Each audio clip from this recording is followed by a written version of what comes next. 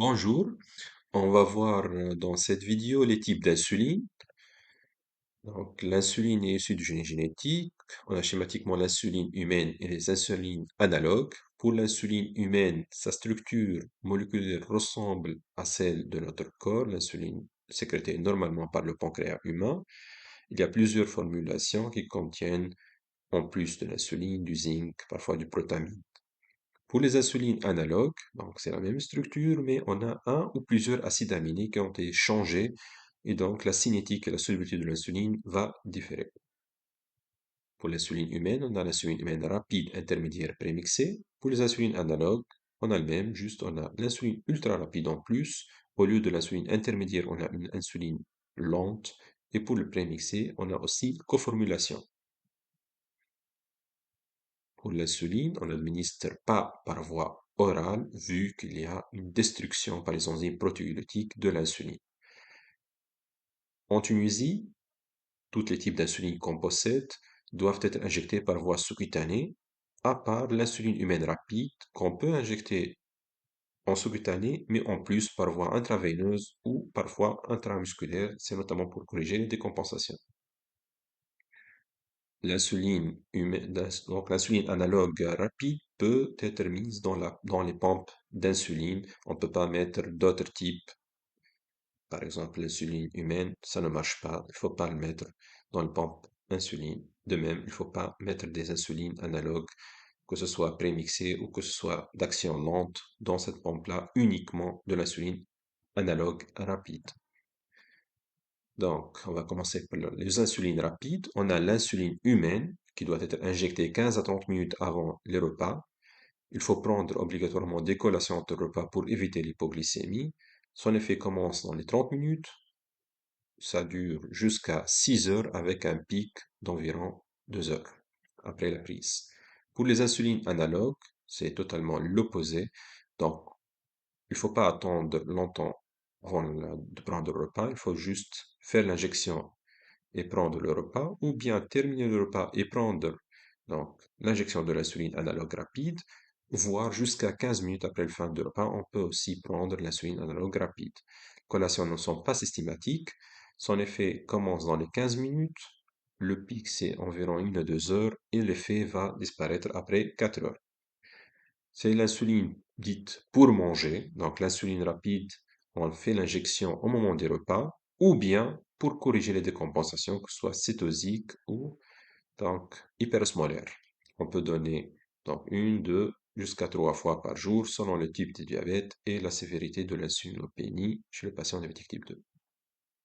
En Tunisie, on a l'acte rapide de la Jusline R, donc ce sont des flacons de 100 unités par millilitre. Chaque flacon comporte 10 millilitres et donc on a 1000 unités dans chaque flacon d'insuline. Ça s'applique de même pour tout type d'insuline humaine en Tunisie, c'est le même principe.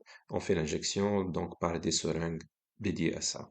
Pour les insulines analogues rapides en Tunisie, on a Nouveau Rapide FlexPen, c'est l'insuline Aspart, et l'insuline glulisine, c'est Lapidra Solostar. Passons maintenant aux insulines intermédiaires et lentes. Pour l'insuline humaine dite intermédiaire, son effet ne couvre pas le 24 heures, c'est pour ça qu'on dit intermédiaire. Son effet dure généralement 12 heures et va commencer dans les 2 heures. Donc, il faut faire l'injection de même avant le repas de 15-30 minutes. On peut donner une fois par jour pour les diabétiques type 2. On peut donner aussi chez les patients diabétiques type 2 deux fois par jour. Et toujours pour les patients diabétiques type 1, c'est deux fois par jour. Dans ce cas-là, il faut obligatoirement prendre l'insuline à 12 heures d'intervalle. Ça veut dire, si on va prendre à 8 heures du matin, il faut le donner à 20 heures du soir pour éviter le chevauchement des doses. Pour les insulines analogues, c'est l'opposé, il faut faire l'injection indépendamment du repas, il faut juste respecter l'horaire fixe. Sauf pour deux types d'insuline où on peut avoir une marge de 3 heures pour faire l'injection. Donc, si on va choisir de faire l'injection à 21 heures du soir, il faut toujours faire à 21 heures du soir, sauf avec Toujeo et Tresiba, on va voir ultérieurement. C'est autorisé de faire l'injection jusqu'à 3 heures, plus ou moins 3 heures de l'injection habituelle de l'insuline, ça veut dire à 21 heures, on peut aller jusqu'à 23 heures ou minuit pour faire l'injection. Si, par exemple, le patient n'est pas à son domicile pour faire l'injection à 21 heures. Donc, l'effet commence après 2 heures, ça va durer jusqu'à 36 heures, donc 24 heures en moyenne, parce qu'il y a des types d'insuline qui couvrent 18 heures, d'autres qui couvrent jusqu'à 36 heures. C'est un effet plus ou moins stable, donc pas d'effet de pointe. En Tunisie, on a l'insulatar et la Jocelyne N. Donc, c'est le même principe que l'insuline rapide, juste l'effet est plus prolongé, puisqu'on a ajouté de la protamine dans l'insuline insulatar. Pour les analogues, on a plusieurs types. Donc, pour l'Antus Solostar, Glargine et Semigli sont tous les mêmes, sont des insulines Glargine U100, ça veut dire 100 unités par millilitre. Donc ici, on a une boîte de 5 stylos, de même pour le Semigli, et pour le Glargine, c'est un flacon d'insuline. Tougeo, c'est de même, c'est une insuline Glargine, mais U300, ça veut dire 300 unités par millilitre. Donc c'est plus concentré, son effet va être plus prolongé avec moins de risque d'hypoglycémie. Ça comporte 450 ml pour chaque stylo et la boîte comporte 3 stylos. Pour l'Antus, comme on a dit, Semigli, c'est 300 unités par stylo et chaque boîte comporte 5 stylos. L'évémir est très bas, donc 300 unités par stylo. Il y a une boîte, chaque boîte comporte 5 stylos. Ce qui diffère entre les deux, c'est que le Levemir ne couvre pas généralement les 24 heures, à moins que la dose est importante. Ça couvre généralement entre 18 et 24 heures, tout dépend de la dose. Et pour le de Tresiba, donc il peut couvrir jusqu'à 36 heures. Donc en généralement, on donne ces types-là une fois par jour, à part le Levemir. Parfois, on a besoin de donner 2 fois par jour.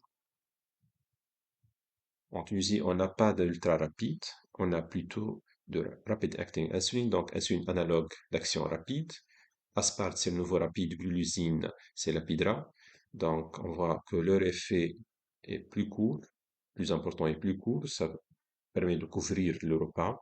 Donc, son effet généralement va s'arrêter juste après 4 heures.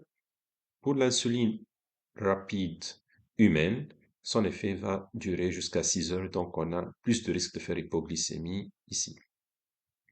L'insuline MPH, c'est l'insuline intermédiaire, donc humaine intermédiaire. Son effet va durer jusqu'à 12 heures. Et lorsqu'on voit le pic ici, en comparaison avec les autres types d'insuline, donc on comprend bien qu'il y a plus de risque d'hypoglycémie avec ce type d'insuline-là. Pour l'insuline détémir, donc, ça couvre pas réellement les 24 heures, à moins que la dose est importante. Pour le glargine U100, donc, c'est le Semigli, Glargine ou Lantus. Donc, leur effet va durer 24 heures. Chez quelques patients, ça couvre juste 20 heures. Donc, il faut vérifier ça, surtout chez les patients diabétiques type 1. Parfois, ça ne couvre pas les 24 heures. Donc, Glargine U300 et les Dugludex, donc Tougeo et Tresiba, leur effet va durer jusqu'à 36 heures et on voit bien qu'ils ont un profil meilleur, plus stable que les autres types d'insuline et donc moins de variabilité glycémique. Passons maintenant aux insulines prémixées de coformulation. Donc, de façon schématique, on a pour chaque type, que ce soit humaine ou analogue, on a 30% de l'injection va être d'effet rapide, 70% de la dose va être d'action un peu prolongée, selon le type d'insuline utilisé. Donc, pour l'insuline humaine, l'insuline rapide, c'est 30% qu'on a dit, l'intermédiaire, donc ça va couvrir 12 heures. Donc, l'effet, c'est un effet combiné des deux, donc on va avoir un pic précoce, oui, un effet qui va durer jusqu'à 12 heures. Dans ce cas-là, on va donner 1 à 2 fois par jour, bien évidemment, selon le type du diabète. On va donner toujours l'insuline humaine avant 15-30 minutes du repas. Pour les insulines analogues, donc on a le biaspart, donc on a 30% du l'équivalent, c'est le nouveau rapide, et 70% de même, c'est l'aspart, c'est toujours nouveau rapide, mais on va ajouter de la protamine pour prolonger son effet. On peut la donner 1, 2, voire 3 fois par jour. À l'opposé de l'insuline humaine, il ne faut pas donner 3 fois par jour l'insuline humaine prémixée, vu le risque d'hypoglycémie qui devient très important. Pour le coformulation, là, on n'a pas de biasparte, on a plutôt seulement l'asparte à 30% qu'on ajoute au Degludex, donc dont la dose est 70% de la dose, donc Degludex c'est le Tresiba, donc on a un effet prolongé qui va durer jusqu'à 36 heures, mais bien évidemment, il faut donner toujours l'injection chaque 24 heures, plus ou moins 3 heures d'intervalle. Et vu qu'on a une insuline rapide et un profil stable, on peut donner cette coformulation 1 à 2 fois par jour. En Tunisie, on a l'insuline humaine prémixée Mixtar et le Jusline 30%. Donc, comme on a dit, on a un pic ici qui ressemble à l'insuline rapide et un effet d'insuline intermédiaire prolongé, plus prolongé. Pour les insulines analogues prémixées, on a le nouveau mix et pour la coformulation, c'est le Ryzodec Flextouch. Donc, c'est l'effet combiné des deux avec une pic d'insuline rapide et un effet prolongé selon le type d'insuline utilisé. Donc, pour les flacons d'insuline, on a en Tunisie les 3 insulines humaines qui sont sous forme de flacons. Comme on a dit, chaque flacon comporte 10 millilitres et chaque millilitre comporte 100 unités d'insuline. Donc, pour les 3 flacons, c'est 1000 unités.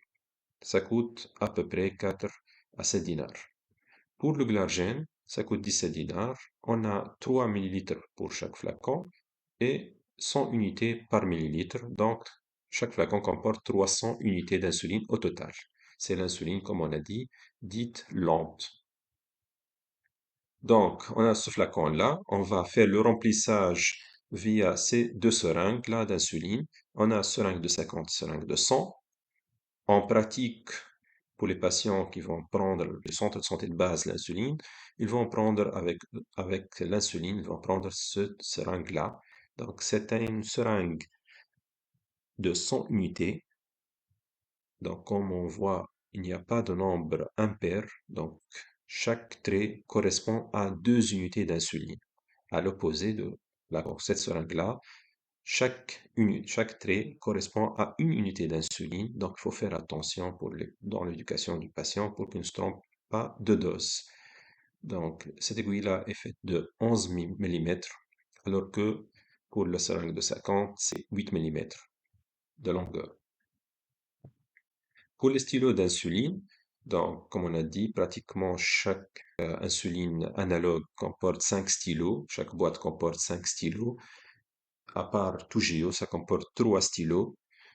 On n'a pas d'aiguilles avec les stylos, il faut les acheter. Il y a les aiguilles de 4, de 5, 6 et 8.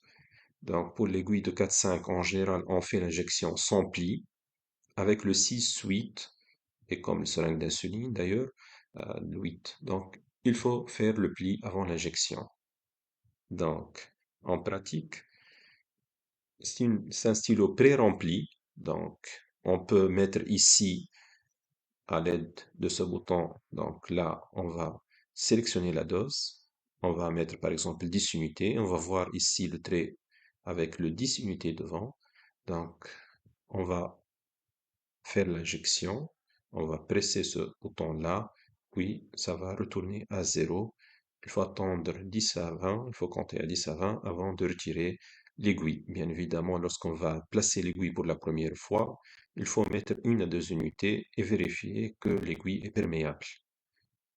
Et il faut répéter toujours cette manœuvre lorsqu'on va mettre une aiguille de nouveau. Donc, idéalement, il faut changer l'aiguille après chaque injection pour éviter des ondes de lipodystrophie